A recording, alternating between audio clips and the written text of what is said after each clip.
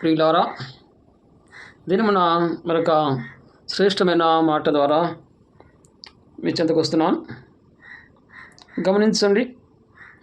మీకా గ్రంథము 1వ అధ్యాయం 2వ వచనం, సకల జనులారా ఆలకించుడి, భూమి నీవును నీలోనున్న సమస్తమును చెవియొగ్గి వినుడి, ప్రభువగు యెహోవా మీ మీద సాక్ష్యము పలుకబోచున్నాడు. పరిశుద్ధాలయములో నుండి ప్రభువు మీ మీద సాక్ష్యము పలుకబోచున్నాడు. ప్రియులారా, పరమ తండ్రి దేవాతి దేవుడు నా గురించి ఒకానొక దినమున సాక్ష్యము పలకబోచున్నాడు. ఏ సాక్ష్యంతో ఉన్నావు? నువ్వు ఎట్టి సాక్ష్యంతో ఉన్నావు? మంచా చెడా, కీడా మేలా? అందుకనే సకల జనులారా అంటున్నాడు. భూమి మీద ఉన్నటువంటి సకల జనుల మీద ఆయన ఒక సాక్ష్యము పలకబోచున్నాడు. ఆ సాక్ష్యము ఏక తీర్పునిస్తుందో ఆ సాక్ష్యం గురించి జనులకు అందరికీ,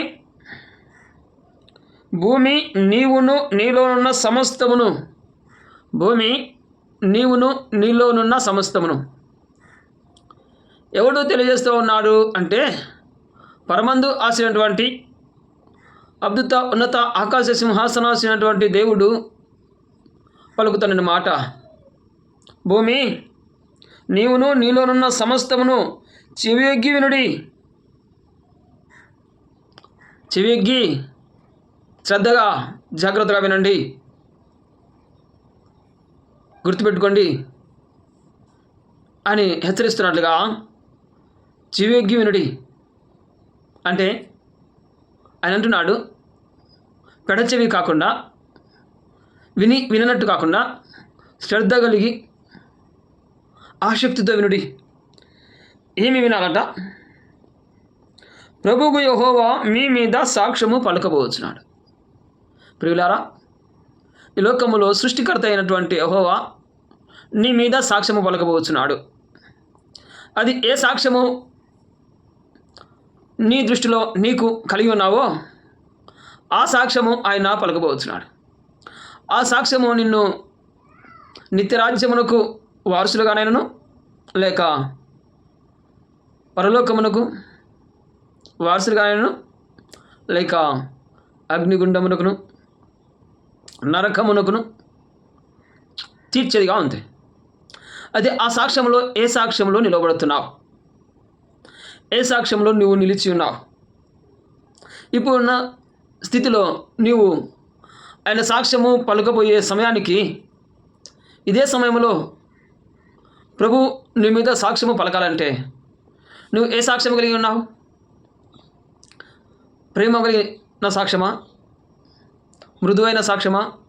అనేకులను గౌరవించే సాక్ష్యమా? వ్యతిరేక సాక్ష్యమా? విరోధక సాక్ష్యమా? దూషణ సాక్ష్యమా? శాపగ్రస్త సాక్ష్యమా?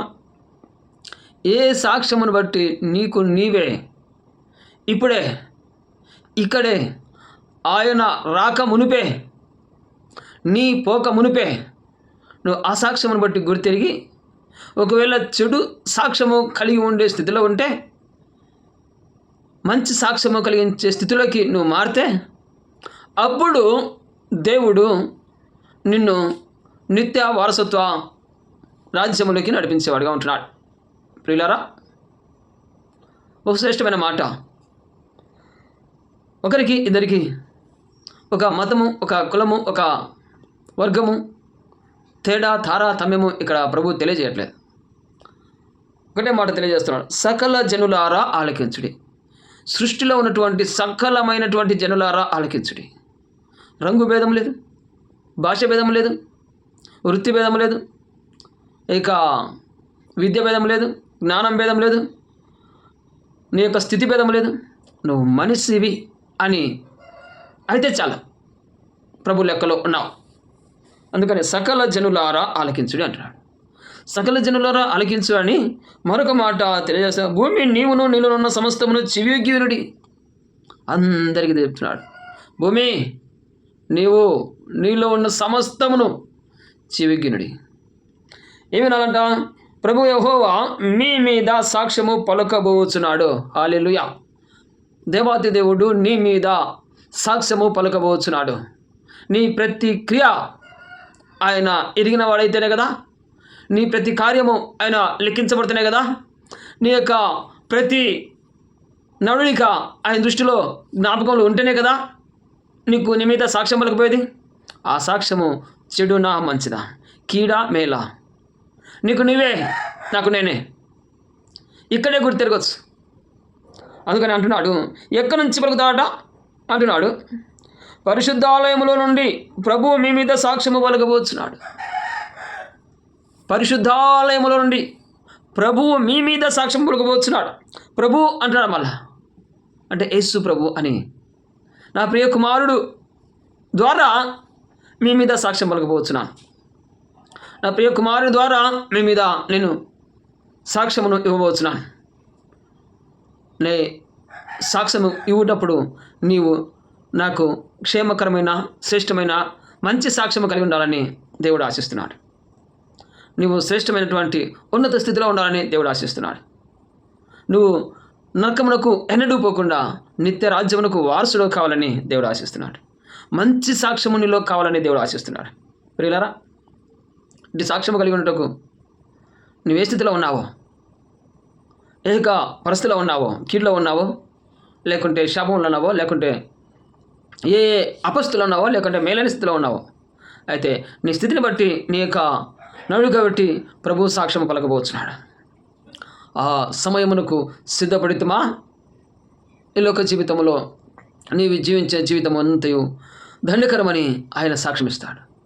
నీకు నేనిచ్చినటువంటి జీవితం బలా నమ్మకమైన నా దాసుడా, నీకు నేనిచ్చిన జీవితంలో, స్వల్పకాల జీవితంలో నువ్వు మంచి సాక్ష్యం కలిగి ఉన్నావు, గొప్ప సాక్ష్యం కలిగి ఉన్నావు. ఇదిగో నిత్య రాజ్యము నీ కొరకై సిద్ధపరచబడింది. లోకము పుట్టినది మొదలుకొని నిత్య రాజ్యము సిద్ధపరచబడినది, రండి సంతోషించుని అంటాడు. లేదా ఆయన దృష్టిలో వ్యర్థంగాను, సమయమును నిర్లక్ష్యంగాను, అవివేకంగాను, అనావృష్టిగాను, దుర్వ్యసనాలకు గాను, లేకుంటే